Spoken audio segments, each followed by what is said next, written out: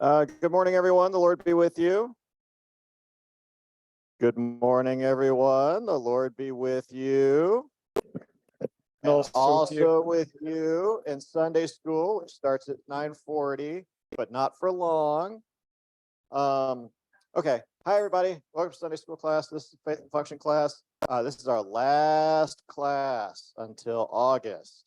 So you can still come to church next week. And in fact, you should, but don't come here. We're starting planning for the fall, which will start in August. Your planning committee is Judy Holland, who's not here today, Ed over there, Minna, Mary Lou McCaw, Marcia, and Barbara Terhune. If you have ideas or opinions, you can share them with them. And they're going to fill out the schedule. We're making progress. Very important announcement. In the summer, church is going to start at 10 o'clock instead of 11 o'clock. So if you get here at 11 o'clock, you're going to miss it. So come in at 10. The summer adult forums don't start this coming week, Memorial Day. They're going to start the next week, June 4th, with a historical tour of the church that Mark Jones is going to lead. That will start at 9 o'clock. And the adult forums are typically going to be in Montgomery Hall on the second floor. Next week, there's no Sunday school. They are doing officer installation, and there's a potluck. So next week, 10 o'clock, church. Week after that, come in at 9 o'clock if you want Sunday school, and then 10 o'clock church, and so on. Yeah, there's a potluck next week after church. They are doing a summer sermon series about the Psalms.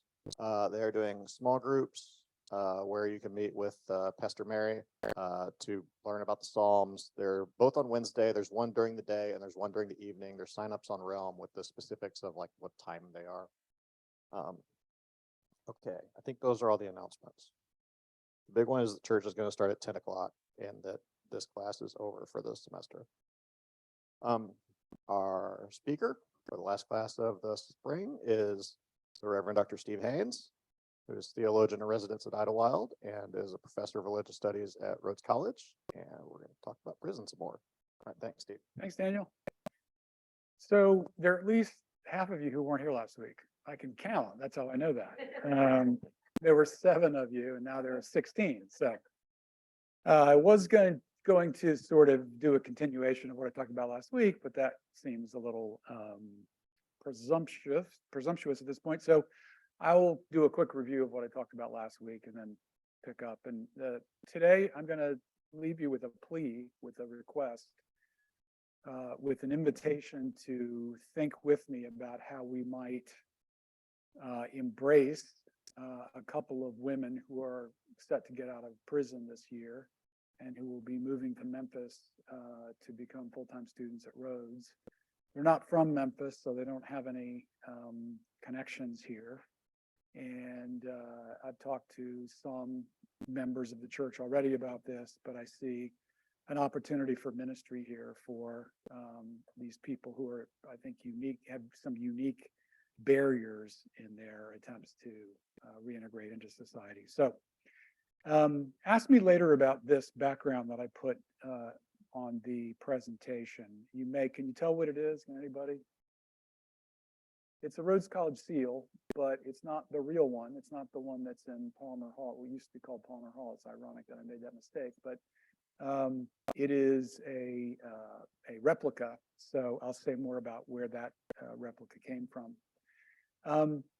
I started last week by talking about the peculiar situation with incarceration in this country. We have 5% of the world's population, about 25% of the world's incarcerated people, which is something we are not proud of, I'm guessing. You feel the same way I do about that in terms of raw numbers. We have more people incarcerated than any other country in the world. If you look at it as a rate per 100,000 people, we're still almost double Russia and almost 10 times places like Germany and the UK. A lot of this has to do with the way the prison population has grown. And when I say prison, now I'm talking about federal prisons and state prisons. I'm not talking about jails at this moment. But over time, we had around 200,000 people incarcerated from 1950 until about 1980 or the late 1970s.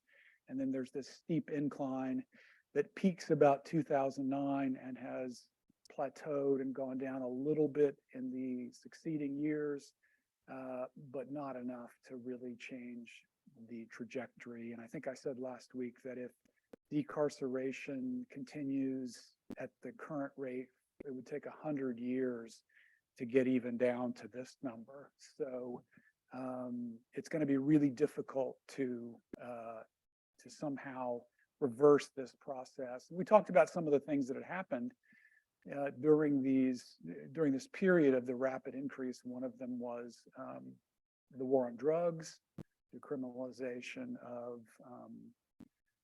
drug possession and sale, but also the increasing militarization of police departments. What were some of the other things that were mentioned last week as we discussed this, sort of historically what was going on during this era? 7 of you should have some recollection of that.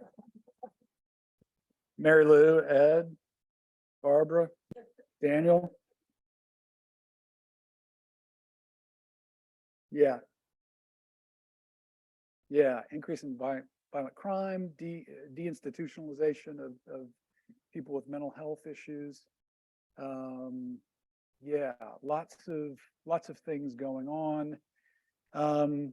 And private prisons was another thing, that the sort of profit incentive that enters into the prison industry, where you can't run a private prison unless you have prisoners. And so typically private prisons have contracts with the state that they will have a certain level of occupancy at all times. And so that encourages, laws that help ensure that. We talked about 3 different kinds of laws that have encouraged this kind of growth. One is mandatory minimums, where judges have less discretion about how to sentence people. 3 strikes and you're outlaws, which mainly began in California and sort of spread state by state across the nation, so that a 3rd felony gets a life sentence essentially, regardless of what it is. And then the 3rd is truth in sentencing laws, where people traditionally had done a percentage, a fraction of whatever time they were given. And, that fraction was dependent on their behavior and other factors. Increasingly, and this has happened in Tennessee in the last year, as crime goes up, as the profile of crime rises, people want to make sure that people who commit crimes are going to be incarcerated longer. So you have these truth in sentencing laws. So poverty is also a factor. So you have people who feel hopeless, who don't have any path to a meaningful career or job. So if the people in your neighborhood who make money and seem to be self-sufficient are selling drugs, it's obviously going to be an attractive path.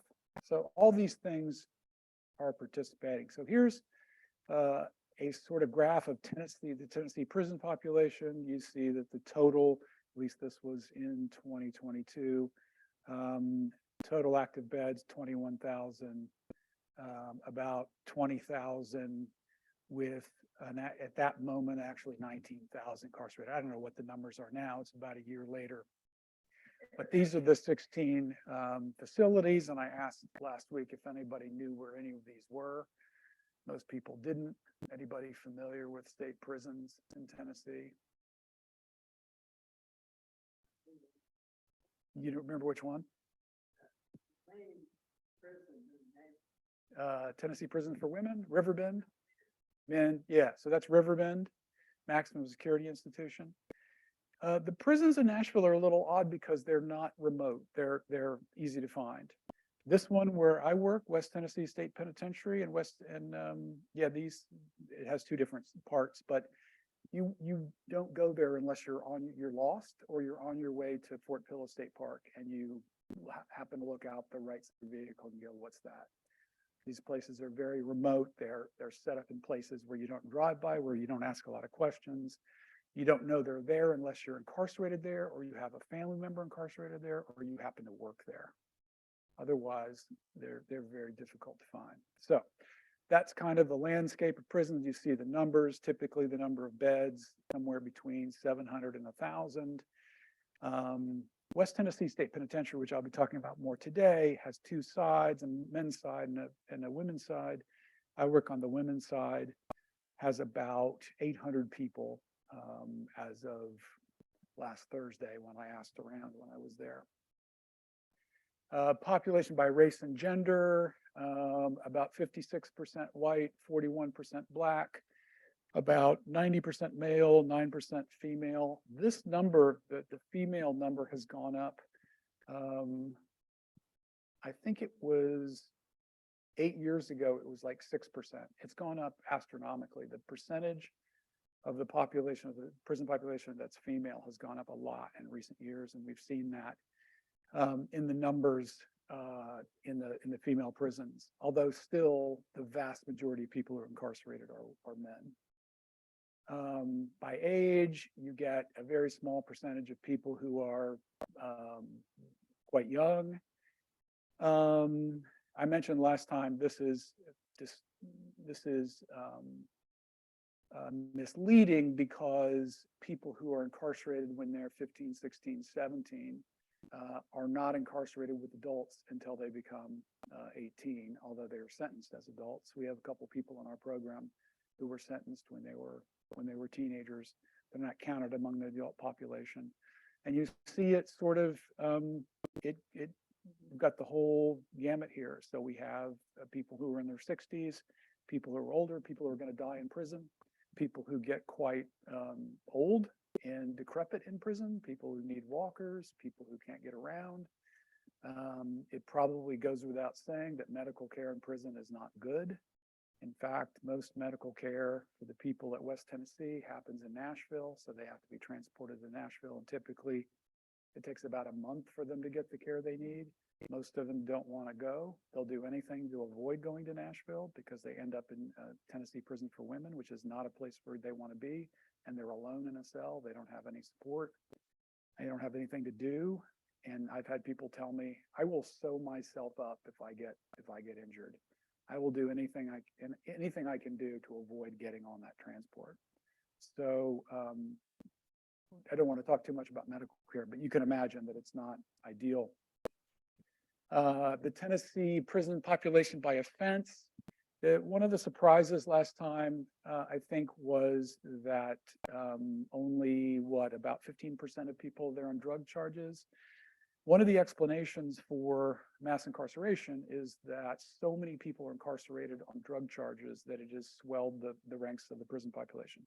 There's some truth to that, but in Tennessee, a lot of the people are there for violent crimes, whether it's homicide, kidnapping, sex offense, robbery, and property are not violent crimes, but crimes that don't involve drugs. Although we did point out last week that a lot of people who are looking for drugs or trying to get money to get drugs will be caught doing these other crimes. So that these aren't distinct categories. So here's what I was talking about before. The number of women, the pure number of women in Tennessee incarcerated, about below 800 in the 90s, and it just climbs and climbs and climbs until 2019. It gets to be 3,400. It came down a little bit during the pandemic. There were some sort of compassionate releases, but this is a very steep increase. And the reason that the Women's Therapeutic Residential Center, which is the place I'll be talking about a lot today, which is the Site 1 of the West Tennessee State Penitentiary. So same site as the men's prison, but same location, but a separate site, separate side. The reason it's called the Women's Therapeutic Residential Center is because of this, that over time, women were being incarcerated in county jails where there was no programming, there was a lot of crowding, there were a lot of problems, and so the state decided to create a prison for women that was going to be therapeutic, rehabilitative, that was going to give them a chance to develop some skills, to be educated and so forth. And as it happened, Rhodes College was able to get in on the bottom floor of this operation, really not intending to. I had every intention of starting our program at Mark Luttrell, which is in Shelby Farms, which is 15 minutes from Rhodes, which would have been really convenient.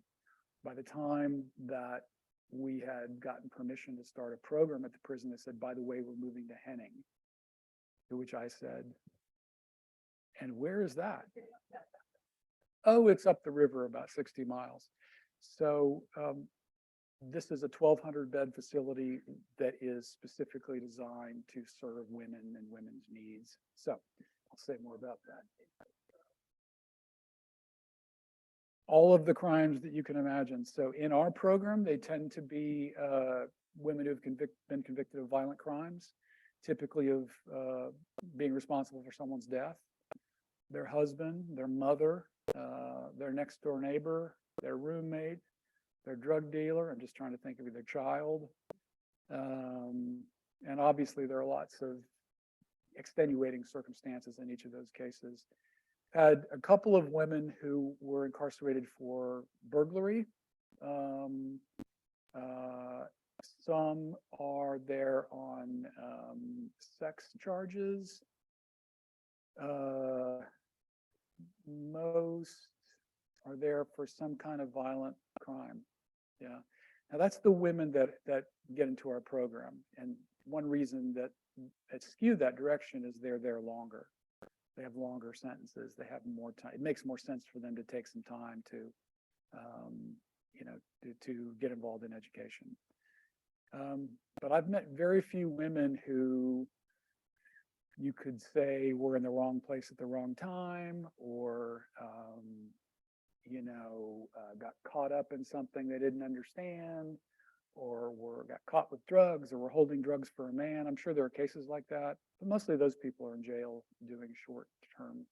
These people are mostly at least 10 years or more. So, yeah, so parole is fairly rare. You look, there's a 48.9% chance of getting paroled if you came up in 2020. However, this doesn't reflect the fact that some of these people, this was their second or third time coming up. So the numbers are actually lower than that. There's a kind of understanding that if you're coming up for parole for the first time, you're probably not going to get it, no matter what else is going on. I was at a parole hearing a few weeks ago where the woman had served 25 years in the death of her mother. She's obviously completely rehabilitated. She had lots of people testifying to that fact. She's brilliant. She could walk into Rhodes College tomorrow and start studying and be successful. She was 16 when the crime occurred, but because it was her first time to come up for parole, it was just sort of denied on principle. So hopefully she'll get out in a couple of years. Anyway, so that's sort of how that works. So now to talk about education. 95% of incarcerated persons will return to their communities. This is across the board, not just in Tennessee. So although it's nice to think about the fact that the really bad people are going to be put away forever and we'll never see them again, I think that helps us sleep at night. In most cases, it's not true. Most people are going to get out, which means that you and I have a vested interest in their rehabilitation, right? We want them to be more than just warehoused. We don't want them to be, learn to be better criminals, which is often what prison does. We want them to see a different way of life. We want them to imagine, a successful life on the outside. Prior to 1995, the U.S. was home to 350 in-prison college programs. 10 years later, that number had dwindled to just 12. Does anybody remember why? Yes, that's right. Remember, what about Pell Grants? They changed the rules. So being a good Democrat, I feel obligated to say this. Bill Clinton and the Congress decided that in a attempt to appear tough on crime, the 1994 crime bill included a provision that incarcerated people were no longer eligible for Pell Grants, so federally funded education grants. This decimated the industry, basically, of offering college to people who are incarcerated. And so it has slowly built back, beginning around 2000. There was a private school in New York called Bard College, which started a pilot program of educating people who were incarcerated. And it has started to sort of swell back again to the point where in 2021, 374 higher education prison programs exist in 22 prison facilities. One reason for that is that Pell has now come back.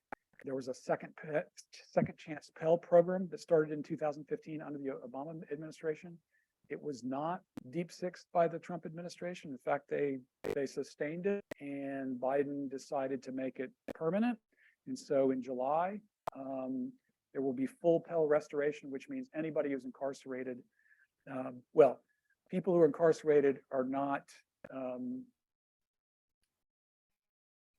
disqualified from receiving on that basis. That they're as eligible as anybody else. That explosion, and then that's not all good, because if you think about it, if you are going to develop a prison education and prison program, it's very tempting to do so on a distance basis because it's cheaper. If you can get the federal government to fund your program in a way that makes it revenue neutral, or maybe you even make some money, that's very attractive. Because if you do in person, if you pay professors, if you have transportation and so forth, it becomes difficult to make it a revenue neutral thing. So we're in a situation where there are lots of schools that are wanting to get in on the bonanza, and that causes some issues, but that's a whole nother. Okay, here's what we know about higher education in prison. Your Mac will sleep soon unless plugged into a power cord. Okay. Oh, you did? Okay. You're on it. Good for you, Daniel. Within 3 years of release, 2 out of 3 people are rearrested. More than 50% are incarcerated again. This is called recidivism. I said last time, it's hard to imagine for us ever going back to prison once we're there. You'd think that would be one thing that you would check off your box and you would say never again. But it's remarkably common for people to go back for lots of reasons. There are technical violations of parole. There are, hold on just a second. There are technical violations of parole. There are inability to make a living, things like that. Yeah.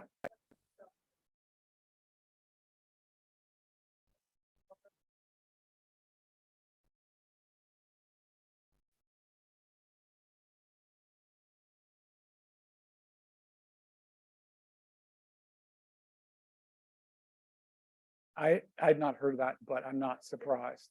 Yeah, I'm not surprised. If you think about it, particularly if you've been incarcerated for years and years, and you're just and you get out and there's nothing there to support you, you can understand why somebody might do that. Persons who participate in correctional education programs have a 43% lower odds of recidivating. That's pretty remarkable. That's not getting a degree. That's just participating in a program once you're inside. Reduces the likelihood that you're going to go back. And of course, if you earn a degree, that is even a greater impact. Odds of obtaining employment are greater. Every $1 invested in prison-based education yields $4 to $5 in taxpayer savings. This is one of the reasons that conservatives and liberals have been able to agree on prison reform and prison education as an aspect of prison reform, because there's really something for everybody. There's the justice angle, there's the let's save money angle. So it's been a popular kind of campaign. So I messed this one up last time, Daniel, so don't let me do that again. But basically, this is indicating percentage of the incarcerated population in red and non-incarcerated population, more people below high school, but 64% of the incarcerated population has a high school credential. Very few people have anything beyond that, but they either graduated from high school or they have a high set equivalency, GED. And so these are people, by and large, who are qualified to do some sort of post-secondary education, right? Not everybody's qualified to do the Rhodes program, but many people are qualified to do Dyersburg State or some other program. Let's see.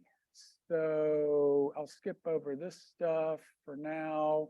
So there are basically two models of higher education in prison. One is called the inside out model. It looks like it sounds. You take people from, say, Rhodes, and you would take them to the prison over at Shelby Farms. You take maybe 15 students. You'd put them together with 15 students inside, and you'd have a class of 30 people taught by Rhodes professors. They'd go in maybe once a week. That would be the model. That was the model I had in mind in 2016 when I decided I wanted to do this, and that was going to be great until they decided to go to Henning. Did I mention Henning? Yes, I did. The other model is what I call the BARD model. So the BARD model is the idea that you take whatever it is you do as an institution that you do well, and you transplant that from your campus to another setting, a carceral setting, and you offer inside to people who are incarcerated, who qualify, the same sort of education they would get inside. So the BARD model has a lot of places like Wash U and Bennington College and Emerson College, Villanova, a lot of schools that would be peers of Rhodes. So this was the model that seemed most natural for us. Here's a map put together by the Alliance for Higher Education in Prison of all the prison education programs in the country. You can see this one right here, that's us, but there are quite a few in Tennessee. North Carolina has a particularly rich sort of landscape of these things, and there are parts of the country that don't have much of anything. So here are the various prisons. This is Rhodes College, and this is where West Tennessee State Penitentiary is. So this is where Henning is, essentially, up the river, 56 miles, up State Road 51. Unfortunately, there's no good way to get, well, there is a good way to get there, up State Road 51. There's no quick way. It takes about an hour and a half. And then this is Dyersburg State Community College, and there are a couple of other places. So Rhodes and Dyersburg State both have programs here, and this is Lane College, which also has a program. Yeah, so I mentioned last time that because I had decided that the BARD model was the sort of guide for what you wanted to do, that it made sense for us to teach a version of the search course. How many Southwestern / Rhodes graduates do we have in the room? Any? Yeah. So did you take the search course? The MAN course? Yeah. That's it. That's it. So you took this course. You just didn't know it was called Search now. So this course has been part of the Rhodes curriculum since 1945.